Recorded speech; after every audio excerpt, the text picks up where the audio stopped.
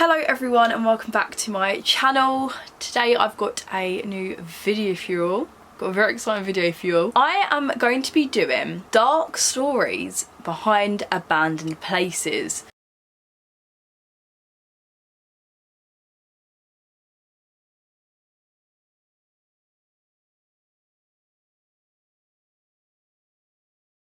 I've gathered some various ones and found the little background stories of them that are pretty disturbing, some may say. And I just thought it'd be very interesting. I'm very interested in abandoned places. I would love to go to some more and like look around. But yeah, before we get started, make sure you hit that subscribe button down below, give it a big thumbs up and comment down below your anything. I love seeing your comments. They make me so happy. So yeah, let's just jump straight.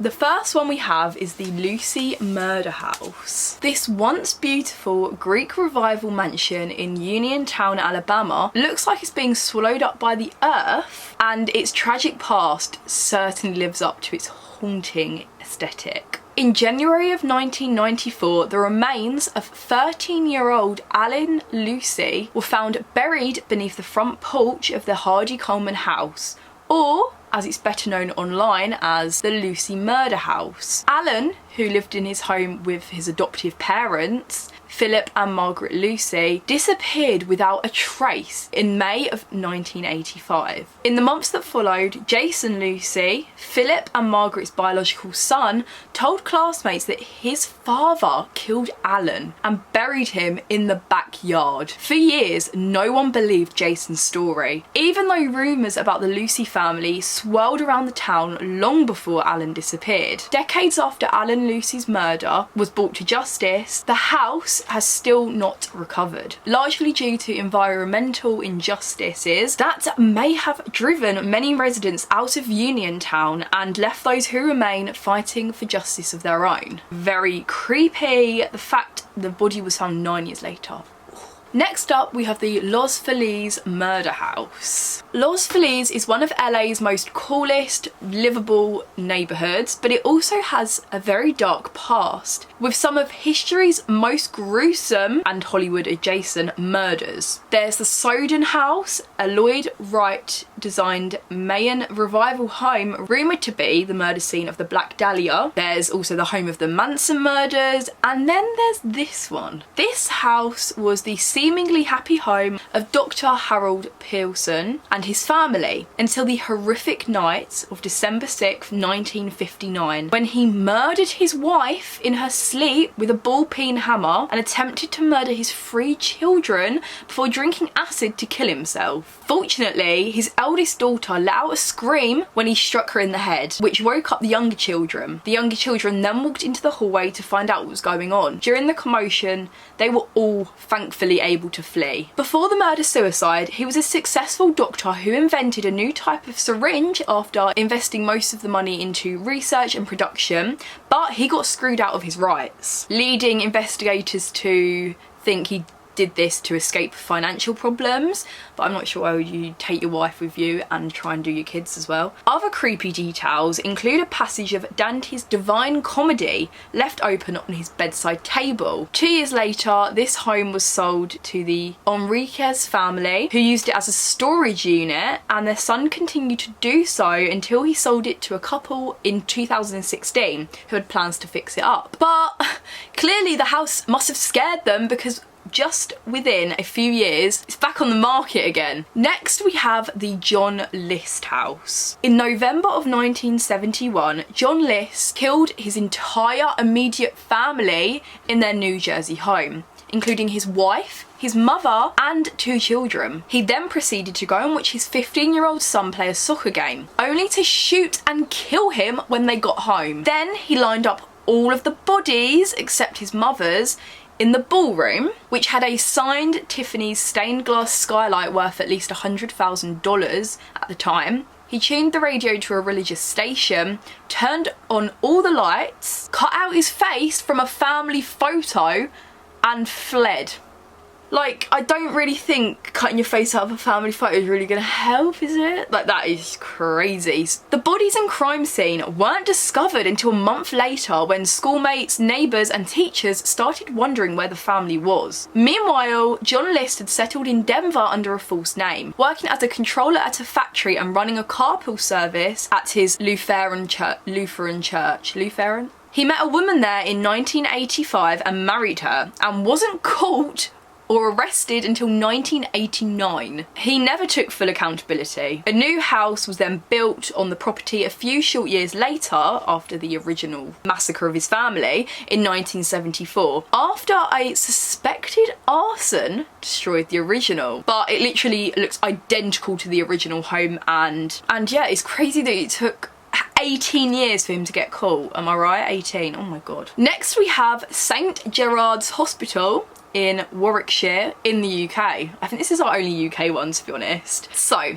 St Gerard's Hospital was established in the early 1900s by a Catholic priest and was instrumental in treating thousands of destitute children when tuberculosis broke out in the country in 1913. Despite saving thousands of lives, just as many were also lost in the hospital as young children succumbed to the deadly disease. The hospital was eventually closed in 1988 and the place lies in ruins. Today, if you visit the abandoned hospital, you can find decaying beds, gurneys, old x-rays and even bloody syringes. I find abandoned hospitals so freaky. There's actually one right near me. I've done a video on it. If you want to go look, you can type up somewhere so abandoned hospital, it will come up. It was really spooky. There wasn't much in there because it had been there years and like people just ruin it, don't they? I can't stand that. I wish abandoned places would just stay nice. Well, not that they're nice because they're abandoned, but you know what I mean. Next up we have Hoia Forest in Romania. I'm so sorry if I'm not saying that right. I couldn't figure out how to say it. The Hoia Forest is nicknamed the Bermuda Triangle of Transylvania. This forest is said to be a portal to another dimension. With several people disappearing over the years, it's become a no-entry zone for the general population. However, accounts of people who managed to pass through unharmed have reported bizarre sensations along with strange rashes which persist for a long time. Multiple UFOs have also been sighted over the forest. Several inexplicable events have happened here, one of which is a girl disappearing, not being seen for a single day after that, ever, and then reappearing 5 years later wearing the same clothes and not having aged a single day. That one, I can't go over that. The local vegetation is quite bizarre, with tree trunks depicting one's facial features and growing in an unearthly manner. The source of numerous mythical legends, witchcraft is also said to be practiced here, finding burnt animal skins, rotten corpses, snapped bones, burnt out fires, along with strange demonic symbols are not uncommon to find there. I find that absolutely bizarre. Do you reckon she got taken by a UFO and then brought back? That sounds really stupid, but oh my god, that one actually, I need to look into that more. That is like crazy. Next up we have the Eastern State Penitentiary, USA. Beyond the majestic castle-like walls of this place, a history of blood-curdling screams, madness, torture and disease is held in these corridors. Built as the world's first penitentiary in the early 19th century, this prison stuck to the concept of solitary confinement, going to the extent where it drove inmates insane, held in pitch dark matchbox-like cells with no contact whatsoever. The prisoners were prevented from even taking a glimpse of the outside world by making them wear suffocating hoods when exiting their cells. With no adequate provisions to relieve oneself, they had to live in their own fecal matter. However, this was only the beginning. Actual punishments handed out included a chair with straps so tight that the recipients often required amputation. This, along with freezing water baths and a gag device with a collar inserted in the mouth and the inmate's hand tied behind the neck, were the sentences carried out on the mere whim of officers. This is also known for housing Al Capone.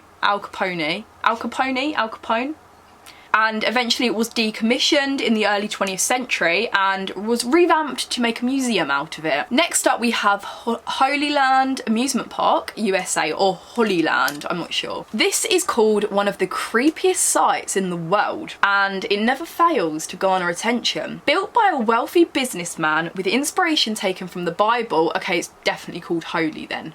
Holy Land. This amusement park was pieced together using construction waste. After the owner's death in 1983, the park was then handed over to the government, which in turn handed it over to the Catholic Church. Defunct, the park became a victim of vandals and petty crimes and slowly crumbled down. All of this culminated in the murder of a girl, and those parts were demolished where she was found. As of now, more than half of the park is lost to wilderness. Next up we have Varosha in Cyprus. So if you type up Summer EXO Varosha Cyprus, I've done a whole video on this back in 2019 and it's actually a really good video, but I'm going to sum it up for you here. Me and my family love Cyprus. We're very interested in the history of Varosha. It's just crazy. Anyway, the Turkish invasion of Cyprus had several repercussions, including citizens fleeing from the city as armies took to the road to combat.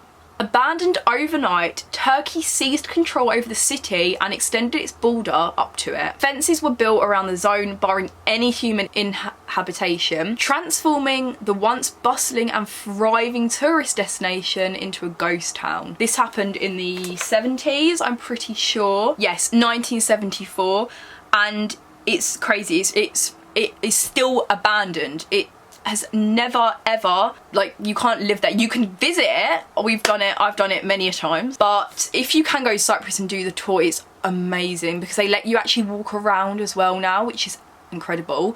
They've only just opened that up like a couple years back, but it's so good and it's really sad. Next up we have Marlborough State Psychiatric Hospital in New Jersey. In 1998, Marlborough State Psychiatric Hospital was closed and its 411 acres of land were abandoned. Now, Marlborough was not an example of how psychiatric institutions should be run. On the contrary, it was run so badly that it inspired the state of New Jersey to change the laws governing psychiatric care. This state-run hospital was built in 1930s, and after decades of normal operation, things went bad. It went so bad, in fact, a state senator actually went undercover using the name and social security number of a convicted felon to investigate the stories that were coming out of this place. Apart from fraud and corruption, the senator witnessed inhumane care and treatment of patients with mental issues, and his reports resulted in a Senate task force being created to look into the situation. The list of bad problems was long, but along with the treatment of patients, there was evidence of bribery, environmental problems relating to underground oil storage tanks, and even reports of suspicious deaths. The problems weren't confined to the grounds either. Patients were constantly escaping, resulting in calls to police. The problem got so bad that by 1985, a year after 151 patients escaped, 50 nearby residents applied for gun permits. I would do the same, to be honest. It literally sounds like something out of a video game. Abuse, escaped patients, armed residents, and environmental contamination. Like, it sounds unreal. Next up we have Oradour-sur-Glane. I'm not gonna be able to say that, I'm so sorry, in France. So obviously world wars create a lot of abandoned buildings, but in the case of Oradour-sur-Glane, it wasn't one building but an entire village. Situated in the centre of France, this village was small and unremarkable. However, when the Allied invasion of Normandy happened on June 6, 1944, it wouldn't take long for things to change. In response to Normandy, an SS Panzer division was ordered north from its base in the south. As the division moved, it was constantly harassed by the French resistance in an attempt to slow it down. But as the regiment approached this little town, a series of events were about to lead in a tragedy. In an apparent response to the attack from the resistance on June 10th, a group of soldiers entered the village and rounded up the residents. At first, they claimed to just be doing identity checks and required the villagers to gather in the fairground. But once the villagers were all collected, they separated the women and children from the men and locked them in the church. They then secured the men in several barns then the killing started. The details are brutal and involved machine guns, grenades and fire. When it was all over, 642 men, women and children lay dead. The village was then ransacked and set on fire, and the soldiers then left to continue their journey north. After the war, the village ruins were left as a monument to the atrocity. All that now stands are broken walls, rusting machinery and tragic stories. That one is, oh my god, that one like devastated me. Like the fact it's all just abandoned, and oh my god, that is awful. Next up we have Dragon Lodge. Located on the peak, one of the most expensive areas for real estate in Hong Kong. It's difficult to believe that anything eerie could be attached to Dragon Lodge. However, its history tells a different story. Dragon Lodge has seen many different owners. The first owner, who built the famous property in 1920, went bankrupt, forcing it to be sold. During World War II, it's said that Dragon Lodge was accompanied by Japanese soldiers, some of whom allegedly executed Catholic nuns in the courtyard. After the 1980s, Dragon Lodge became known as Hong Kong's most haunted house. Despite the stigma surrounding the house, the property was purchased in 2004 by its most recent owner. There were plans for development under the supervision of retail company Hudson Group, but nothing came of it after construction workers became convinced that Dragon Lodge was haunted due to reports of hearing a young child crying in the mansion. And to this day, Dragon Lodge has been left untouched by its current owners, and it has succumbed to the elements. And then we have our final one, we have Nam Kwu Terrace. Nestled in the concrete jungle of Wan Chai, Nam Kwu Terrace has a century of history behind it. Built in 1915 by a wealthy Shanghainese family involved in the silk trade, Nam Kwu Terrace was lived in by the same family until World War II, which saw the property abandoned after the owners fled Hong Kong. Japanese soldiers began seizing properties within the Wan Chai area for comfort women and prisoners of war, Nam Kwu Terrace being one of them. Inside these brothels, comfort women were tortured and beaten, with some sadly passing away. Since then, there has been rumours of ghosts wandering the house, and some passerby tell tales of hearing people screaming in the house or seeing stranger shadows in the dark windows. In 2003, a group of students decided to venture into it and stay the night at Nam Kwu Terrace in the hopes of seeing a ghost. Police were abruptly called when one girl claimed she was possessed by a spirit, and she was subsequently hospitalised. The property lay empty for over 18 years until recently,